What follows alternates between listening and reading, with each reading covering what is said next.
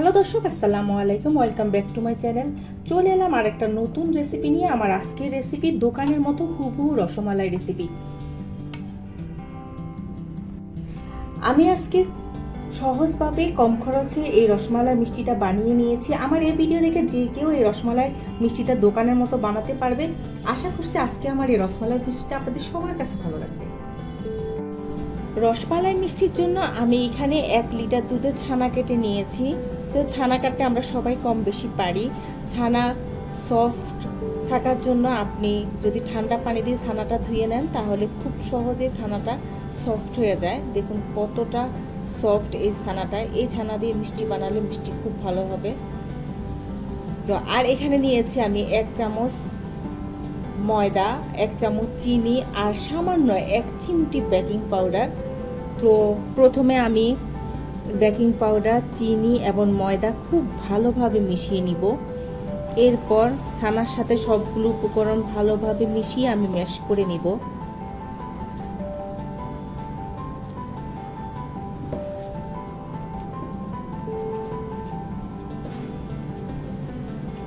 চার 5 মিনিট খুব ভালোভাবে মিশিয়ে আমি ম্যাশ করে নিচ্ছি।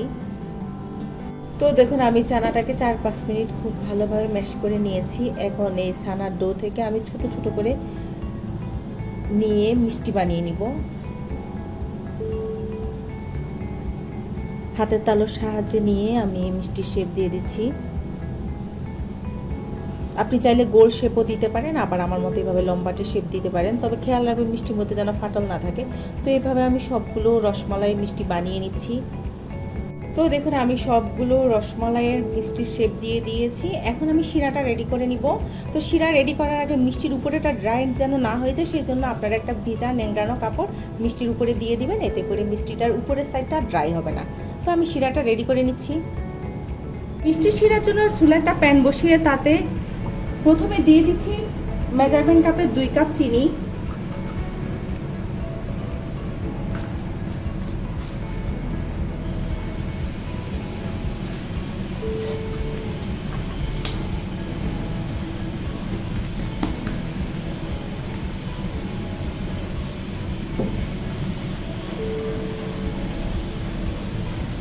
দু কাপ চিনি দিয়ে দিলাম। সাথে দিয়ে দিচ্ছি 6 কাপ পানি।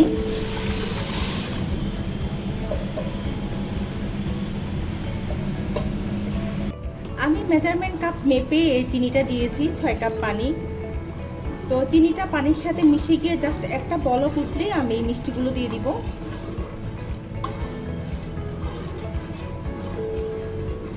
তো দেখুন চিনিটা পানির সাথে মিশে গিয়েছে এবং শিরাতে একটা বলক উঠে গিয়েছে। এই পর্যায়ে আমি মিষ্টিগুলো দিয়ে দিচ্ছি।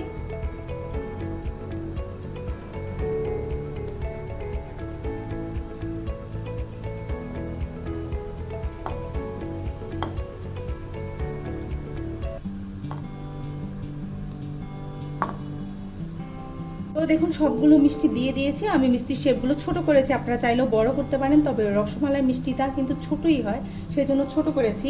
এখন আমি ঢাকনা দিয়ে দিচ্ছি হাই হিটে। আমি প্রথমে 8 মিনিট এই মিষ্টিটা জাল করে নিব।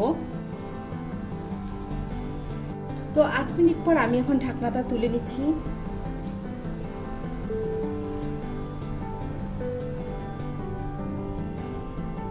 তো এখন মিষ্টিগুলো খুবই সফট, হালকা হাতে একটু নেড়ে দিচ্ছি।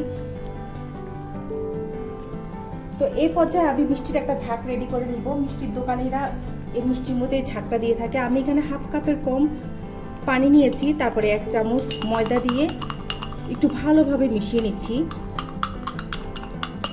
এটাতে মিষ্টির উপরের সাইডটা ভালোভাবে হবে। মিষ্টি প্রথম 8 মিনিটে নিচের সাইড হয়েছে, তো উপরের সাইডটা হওয়ার জন্য দোকানিরা এই ঝাঁকটা ইউজ করে। তো আমি এখন ঝাঁকটা দিয়ে দিচ্ছি। এটাকে অনেকে ফোমও বলে, মিষ্টি ফোম ওঠার জন্য দেয়। তো এরপর আবার ঢাকনা দিয়ে দিব। চুলার আঁচটা বাড়িয়ে আমি আরও 12 মিনিট রান্না করব। টোটাল 20 মিনিট এই মিষ্টিটা হবে। তো দেখুন ঝাঁক ওঠা শুরু করেছে। এক পর্যায়ে দেখবেন মিষ্টি আর দেখা যাবে না। আর মিষ্টিটা বানানোর ক্ষেত্রে আপনারা সবসময় বড় হাঁড়ি ইউজ করবেন, তো এতে করে ঝাঁকটা উঠে আর পড়ে যাওয়ার সম্ভাবনা থাকবে না।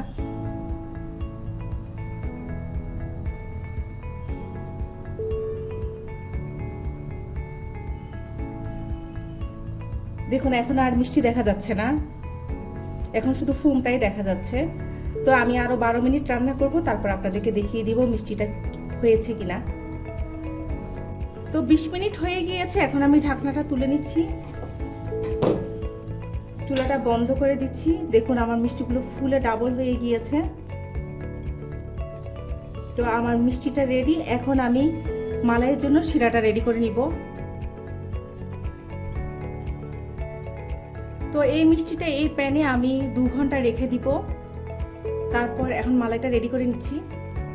তো মালাই রেডি করার জন্য আমি এখানে একটা প্যানে 1 লিটার গরুর দুধ নিয়ে নিয়েছি, দিয়ে দিচ্ছি 1/3 কাপ গুঁড়ো দুধ, আর দিয়ে দিচ্ছি 1/2 কাপ চিনি। এখন সবগুলো উপকরণ আমি দুধের সাথে খুব ভালোভাবে মিশিয়ে নিচ্ছি।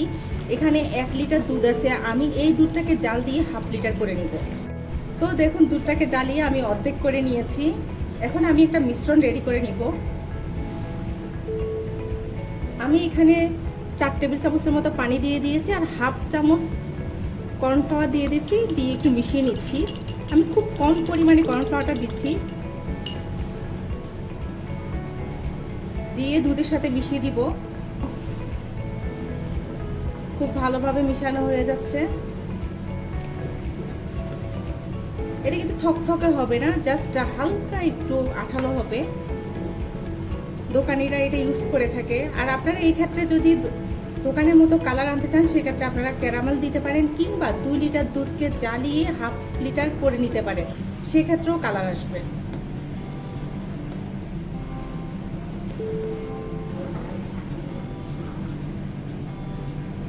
এরই মাঝে আমি দিয়ে দিচ্ছি 2টো এলাচ।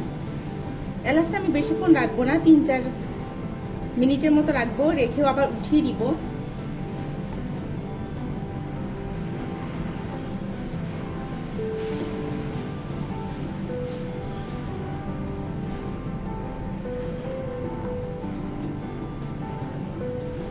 তো চুলার আঁচটা মিডিয়াম থেকে একটু কমিয়ে আমি 3-4 মিনিট দুধটা জাল দিতে থাকবো। তো 3-4 মিনিট জাল দেওয়ার পরে এখন আমি এলাচটা উঠিয়ে নিব।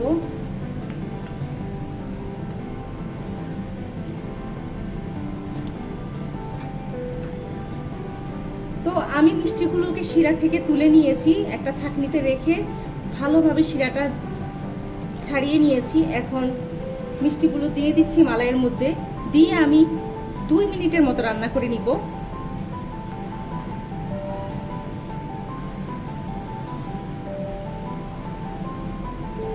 2 মিনিটের বেশি না, টোটাল 2 মিনিট রান্না করে নিব।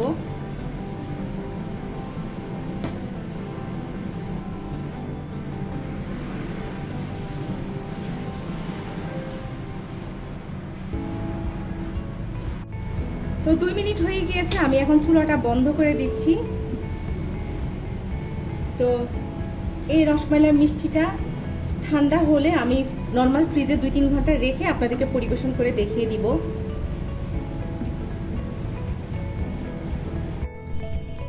তো দেখুন আমি রসমালাই মিষ্টিটা ফ্রিজ থেকে বের করে নিয়েছি, আমি ফ্রিজে প্রায় 3 ঘন্টার মতো রেখে দিয়েছি।